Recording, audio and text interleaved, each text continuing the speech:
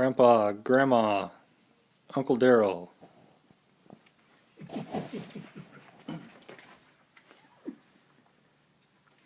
Why I want to become a pharmacist. Although I have been making a living at other career opportunities since high school in '99, I have long wanted to become a pharmacist, and I'm finally going after my dream. In the 5th grade, I had a science teacher named Tim Steele that I looked up to. He had a passion for science that was unmatched by any other teacher. I enjoyed watching him and learning about science and all the challenges that it presented me. Today I'd like to talk about some of the reasons I would like to become a pharmacist, some of the functions and responsibilities of a pharmacist, and give insight into a typical day of a pharmacy. First of all, some of the primary duties and functions of a pharmacist are to fill prescription medications directed by a physician. Most often these are sent to a retail pharmacy, like Walmart, Rite Aid, Walgreens. A retail pharmacy makes up some of the largest number of pharmacists. Nearly 60% of all pharmacists work there. Everyone knows the basics about pharmacy. You pretty much get prescriptions filled. But as a good friend of mine once told me, who is now a pharmacist, it's more than just lick, stick, and pour. He described this method as licking the sticker, sticking it to the bottle, and pouring medication in. There's much more to it than that.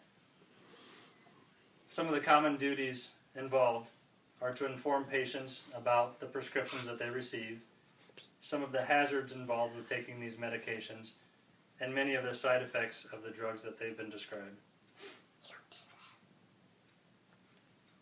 Pharmacists also take many detailed records and profiles of all their patients to ensure that they're giving them the proper medication and to ensure that they're not mixing medications that could interact with one another.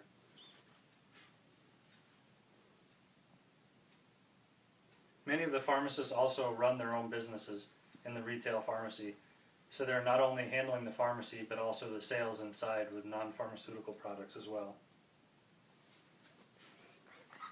Most pharmacists are also managing, overseeing, and hiring all the employees inside of the pharmacy as well, so supervisory experience is a must.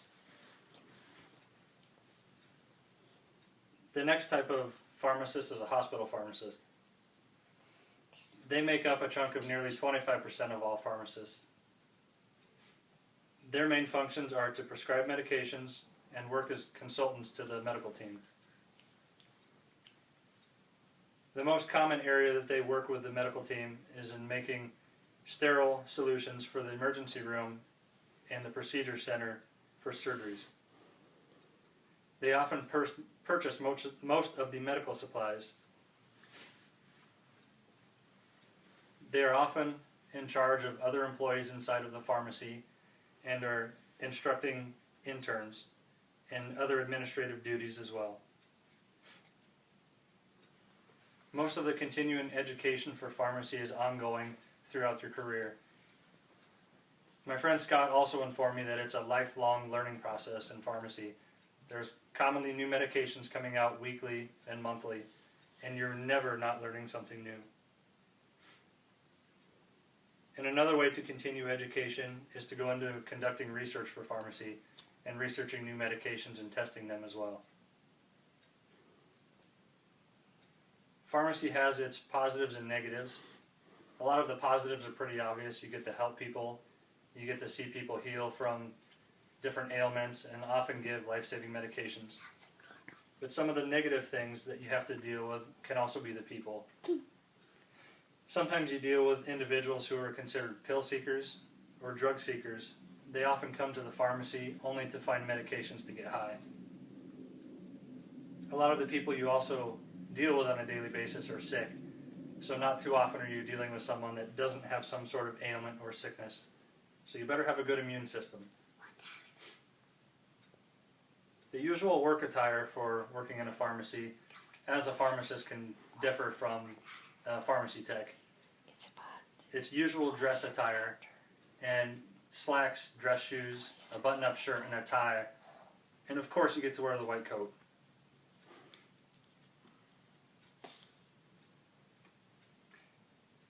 My friend Scott also described his daily process to me, and he said it's a constant learning process to him. He enjoys most of his day and says that if he gets to do this for the rest of his life, he would be happy. He described someone that could be a good pharmacist as someone who has an excellent memory, pays great attention to detail, loves helping other people, and probably the most important of all of these is someone who has great communication. He said everything you do as a pharmacist is based upon this.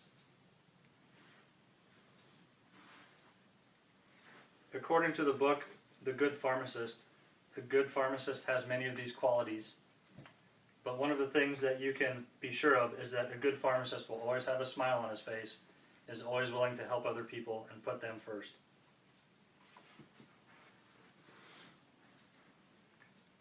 According to the Gallup poll, pharmacists were second most trustworthy, only behind nurses.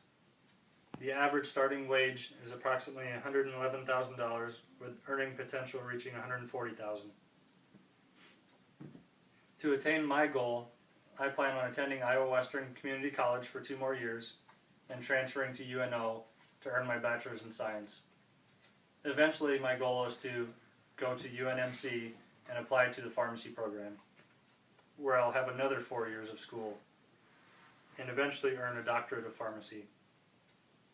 An interesting fact about UNMC was that in 1986 they were the 3rd school in the country to take on the doctorate of pharmacy program and make it its primary degree.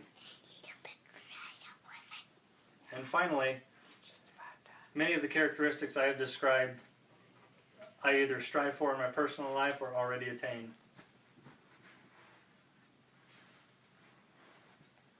My dedication and commitment to my dream someday will become reality. Thank you. Clap. Clap. Clap. Just a minute or two over.